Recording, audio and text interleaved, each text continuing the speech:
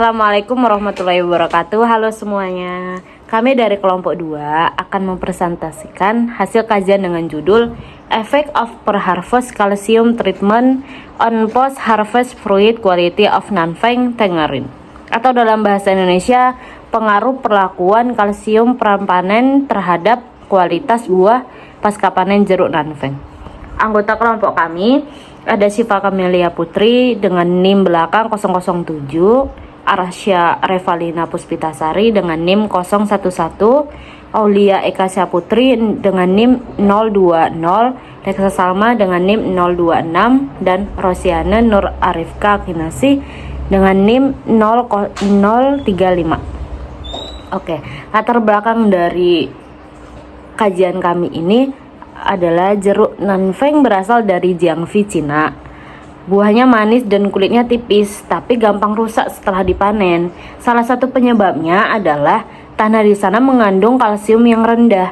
Padahal kalsium penting untuk menjaga kekuatan kulit dan daging supaya buah itu tidak cepat busuk. Karena itu penelitian ini dilakukan melihat apakah penyemprotan kalsium sebelum panen bisa membantu menjaga kualitas dan ketahanan pangan. Oke, tujuan penelitian kami di sini itu adalah apakah pemberian kalsium sebelum panen bisa memperbaiki mutu buah jeruk Nanfeng. Kemudian apakah perlakuan itu bisa membuat buah lebih tahan lama setelah dipanen. Oke, di sini ada metode penelitiannya, ada 4 perlakuan yang digunakan, yaitu Lery Egg Calcium, kemudian Calbit, Suspended Calcium, and Control air biasa. Penyemprotan dilakukan dari 10-60 hari sebelum panen. Setelah panen, buah disimpan selama 60 hari pada suhu sekitar 20 derajat Celcius dengan kelembapan 85-90 derajat. Yang kita amati antara lain kandungan kalsium dalam buah, kekerasan dan warna kulit, vitamin C, kandungan vitamin C, gula dan asam buah, serta laju respirasi, pembusukan, dan kehilangan berat. Kemudian data dianalisis untuk melihat perlakuan mana yang lebih bagus. Selanjutnya akan dilanjutkan oleh saya, Syifa Kamelia Putri. Pada penelitian ini dilakukan penyemprotan kalsium prapanen pada buah jeruk Nanfeng untuk melihat pengaruhnya terhadap kualitas buah selama penyimpanan.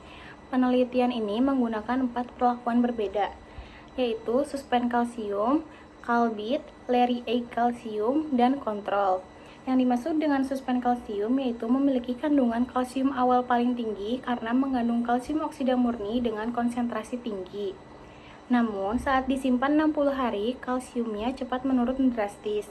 Ini menandakan bahwa meski banyak kalsium diserap di awal, bentuk kalsium oksida kurang stabil dan mudah keluar dari jaringan atau tidak membentuk ikatan kuat dengan pektin. Yang kedua ada Calbit. Calbit memiliki bentuk kalsium terlalu tinggi atau kalsium kelat, sehingga penyerapan dan distribusi ion kalsium dalam jaringan buah lebih merata dan efisien.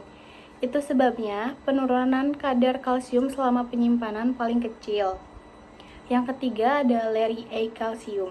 Lery Egg Calcium juga meningkatkan kandungan kalsium secara signifikan. Kombinasi kalsium dan magnesium memperkuat struktur dinding sel karena magnesium membantu pembentukan kompleks pektin. Tetapi, efeknya tidak setinggi suspend kalsium dalam jumlah total. Yang keempat, kontrol air biasa. Kontrol memiliki kadar kalsium paling rendah karena tidak mendapat suplai tambahan dari luar, hanya mengandalkan kandungan alami dari tanah dan daun. Selanjutnya ada tekstur buah. Tekstur dari Lery Egg Calcium paling kokoh dan padat dengan kekerasan tertinggi 6,30 N pada hari ke-20. Daging buah tetap kenyal dan tidak cepat lembek selama penyimpanan. Pada Calbit, teksturnya stabil dan kenyal, lembut, mampu mempertahankan kekerasan lebih lama 2,81 N pada hari ke-60, menandakan pelunakan lebih lambat. Pada Calbit, teksturnya stabil dan kenyal, lembut, mampu mempertahankan kekerasan lebih lama 2,81 N pada hari ke-60, menandakan pelunakan lebih lambat. Pada Calbit, teksturnya stabil dan kenyal, lembut, mampu mempertahankan kekerasan lebih lama 2,81 N pada hari ke-60, menandakan pelunakan lebih lambat. Pada suspen kalsium, tekstur awal cukup keras tetapi cepat menurun setelah lama disimpan. Daging buah menjadi agak kering dan kehilangan elastisitas.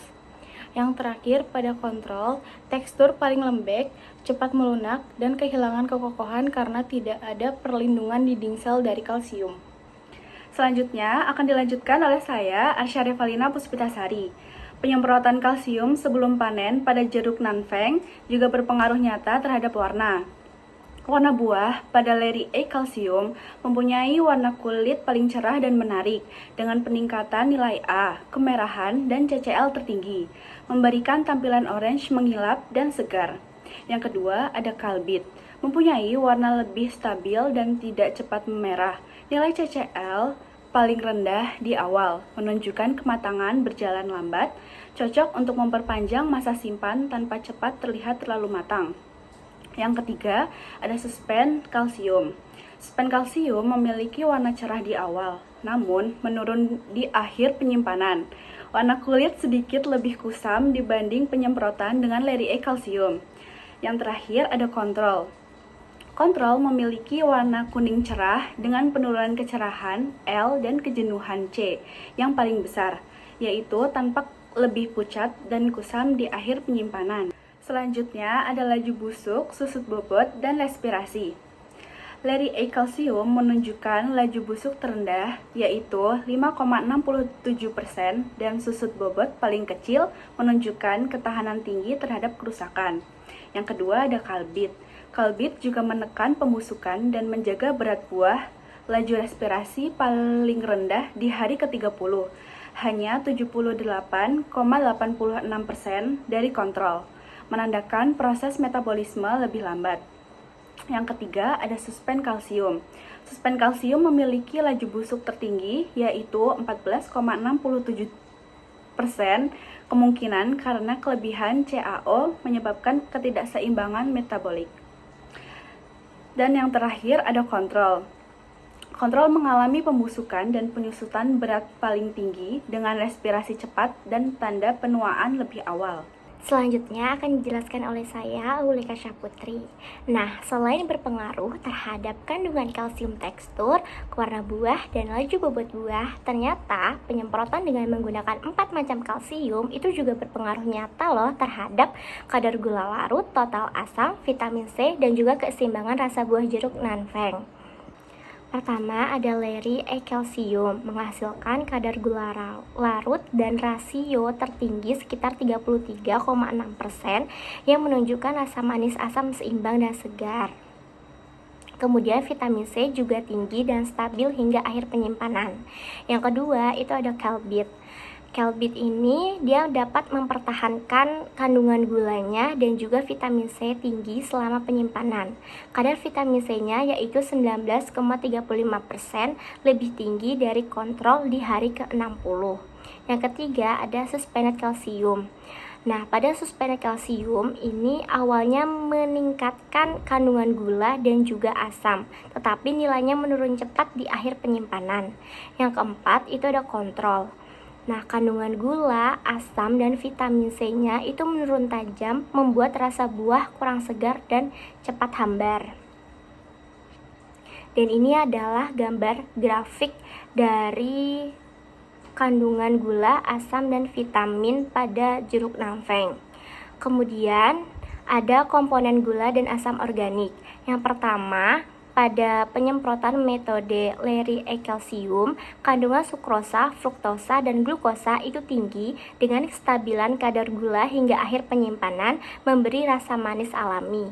Yang kedua, ada kalbit, menunjukkan kandungan asam tartarat tertinggi yaitu 0,13 mg per gram dan kadar gula tinggi, menjaga keseimbangan rasa manis, asam yang paling baik.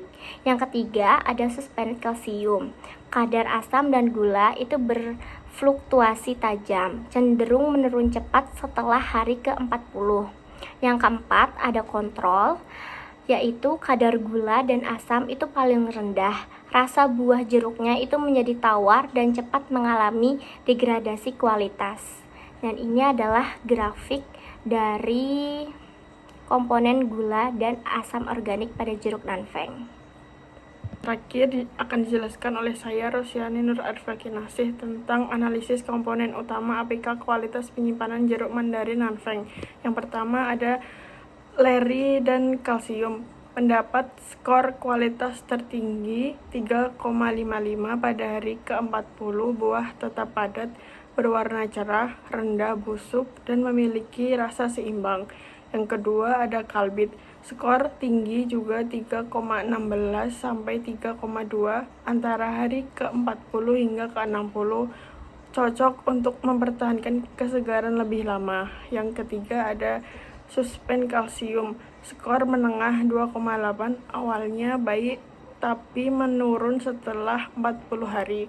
Yang terakhir ada kontrol. Skor paling rendah 2,65 dengan penurunan cepat setelah 30 hari. Ini ada grafiknya.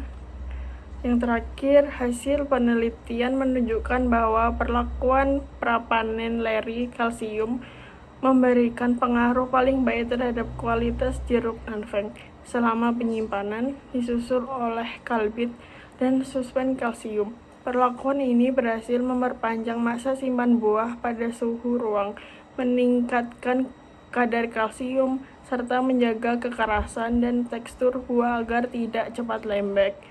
Setelah itu, leri 8 kalsium juga membuat warna kulit lebih cerah, menekan laju respirasi dan pembusukan, serta mengurangi penyusutan berat selama penyimpanan. Buah yang diberikan perlakuan ini memiliki kadar gula, asam, vitamin C, dan asam organik lebih tinggi, sehingga rasa dan nilai gizinya tetap terjaga. Hasil ini menunjukkan bahwa penggunaan leri 8 kalsium sebagai pupuk kalsium prapanen paling efektif untuk mempertahankan mutu jeruk Nanfeng setelah panen. Sekian presentasi dari kami. Terima kasih atas perhatian teman-teman dan dosen. Assalamualaikum warahmatullahi wabarakatuh. Makasih teman-teman.